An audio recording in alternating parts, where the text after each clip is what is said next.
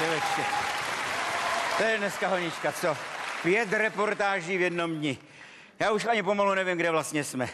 Tak hele, tak ten požár toho pivovaru, ten jsme ráno stihli natočit, když ještě hořel, to je dobrý. Aspoň jsme se v těch mrazech trošku ohřáli, co? Hele, tu hromadnou bouračku na dálnici, tu máme vlastně nad plán, protože tu jsme sami zavinili. A teďka, co nám ještě zbývá? Musíme natočit ohlasy na zrušení té nemocnice a potom musíme natočit v kasárnách reportáž o pojízdnosti českých tanků. Ale co si slibujou od reportáže z toho kláštera? Franto, to fakt teda nevím. Nevím. Když tak si natoč nějaký prostřihy nebo něco takového, rozumíš? Jo?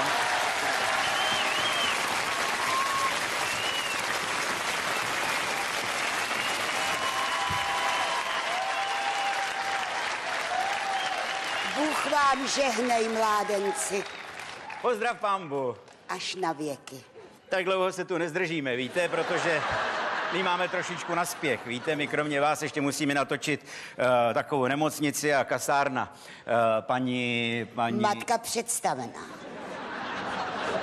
Aha, tak to jsem možná v tom fofru přeslech. Takže kdybyste se představila ještě jednou. Já jsem matka představená. A jo, jste možná představená, ale někomu jinému, jako co my jsme tady, tak jste se ještě nepředstavila, ale nevadí, dělejte se, to je asi moje chyba, měl jsem začít, nebudeme to zdržovat. A podívejte se, já jsem redaktorem televizního zpravodajství, jmenuji se Karel Vočko. Doma mám 2 malé děti, takže otec představený. Ale nebudeme se zdržovat formalitama, to je zbytečný, já si myslím, že ten shot rovnou natočíme. Co říkáte, jo? Ano. S kamerou jsme navštívili starý chátrající klášter a pokud vláda nenajde finanční prostředky na záchranu této vzácné kulturní památky, ale víc už nám k tomu řekne místní občanka... Matka představená. Řekněte. Podívejte se, matko, jak bych vám to vysvětlil. Pro televizní diváky vy jste matka nepředstavená, rozumíte? Ale jestli na tom trváte, mně je to jedno. Klidně se na začátku představte, jo? Pronto, toč. S kamerou jsme navštívili starý chátrající klášter a pokud vláda nenajde finanční prostředky na záchranu této kulturní památky, ale víc už nám k tomu řekne zdejší matka... Představená. Řekni to. Podívejte se, matko, já nevím, jak já bych vám to vysvětlil, ale ten shot, co točíme, ten musí být dlouhý maximálně minutu, rozumíte? A vy se zatím furt vlastně jakoby představujete a přitom nepředstavujete, tak já nevím, jak si to představujete. Já jsem poněkud nervózní. Ano. Já jsem ještě nikdy nemluvila do televize. A tak teď na to vůbec nic není, tak jestli vám to pomůže, tak já se tak jako postavím, takže ano. Můžete se dívat přitom na mě, ano. Nebo rovnou tady do kamery k lidem, jo? Ano. Ale já tam žádný lidi nevidím.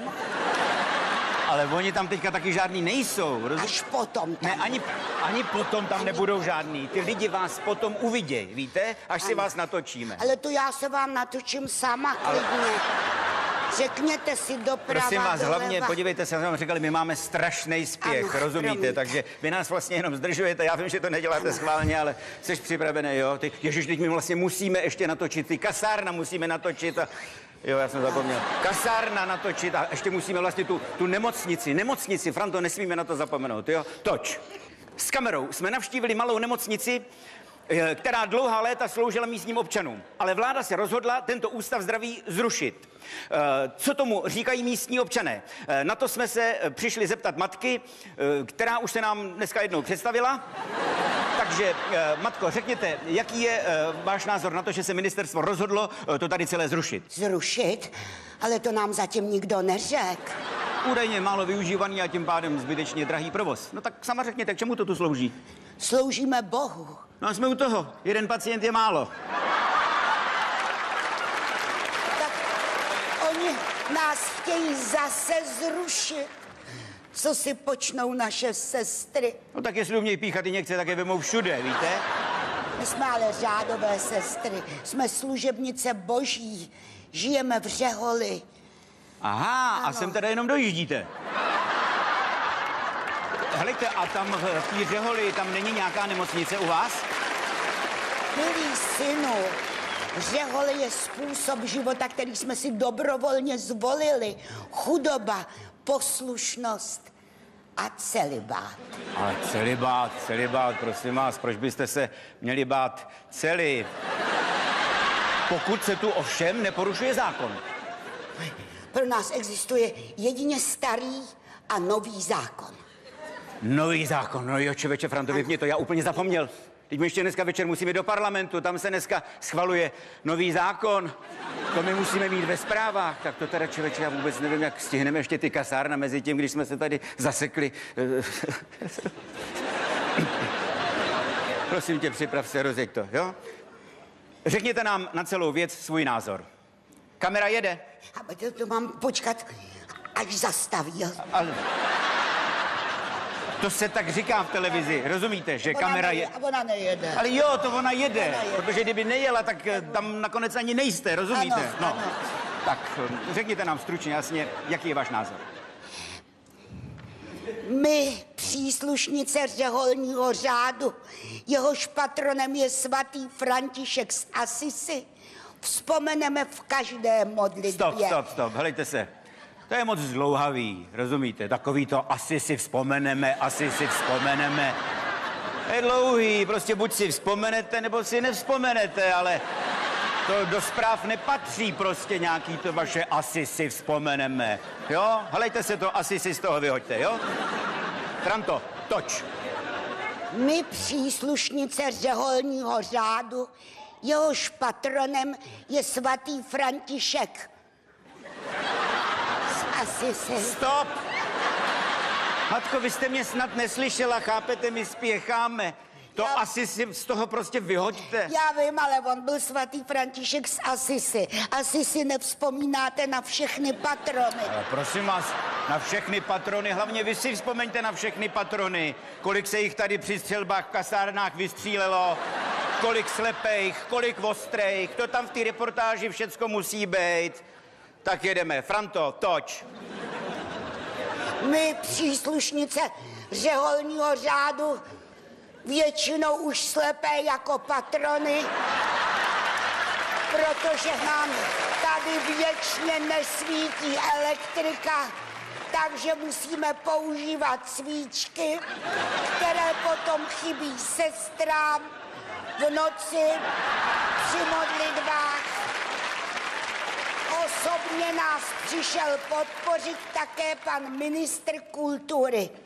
Sestry mu předali dárek.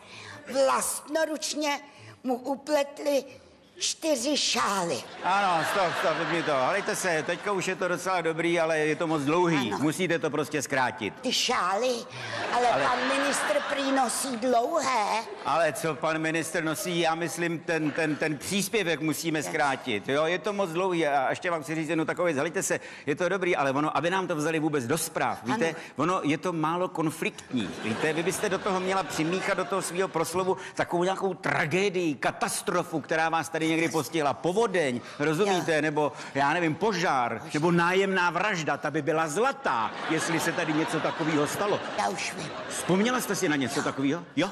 Máte to? Zaplať, pán. Toč. V loni jsme byli se sestrami v Itálii, abychom navštívili Asisi, rodné místo svatého Františka. A když jsme pluli v noci po moři, tak nás tam námořníci všechny znásilnili, kromě sestry Angeliky. Pak tu loď přepadli piráti a všechny ty námořníky zabili, čímž je potrestali za jejich hřích. Jenomže pak nás i ty piráti zase všechny znásilnili. Ano. Předpokládám, že ovšem kromě sestry Angeliky. Ano. Pak nás vysadili na pustém ostrově, kde nás přepadla horda místních divochů a ty nás znovu všechny znásilnili, kromě sestry Angeliky. Ano. To slyšte, matko, jak si vysvětlíte, že sestra Angelika tomu všemu unikla? To ona je taková ošklivá? Ne, ale ona jediná nechtěla.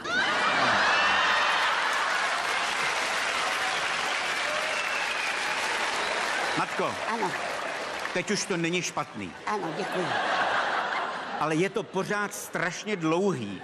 Pochopte to, kdybychom to nechali takhle, jak jste to říkala, Ano, tak ano. už se do těch zpráv nevejde ani požár pivovaru, ani bouračka na dálnici, ani ta vojenská posádka, nakonec ani ta nemocnice a nakonec ani ten parlament. Chápete to? Ono by to chtělo, abyste to celý zhutnila. Teď jde o záchranu vašeho kláštera. To si uvědomte. Vy musíte naléhavě apelovat na celou veřejnost. Soustřeďte se na to a opravdu s vervou. Matko, jste?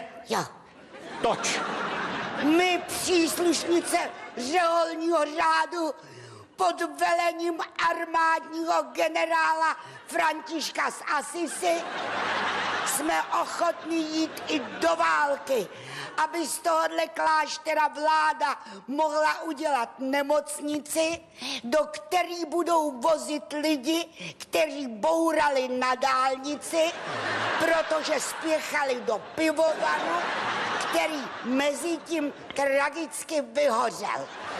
A ať Bůh ochraňuje všechny ty blahoslavené chudé duchem. Já jsem tam dala i ten parlament. Celý případ budeme i nadále sledovat. Pro televizi Nova Karel Vočko.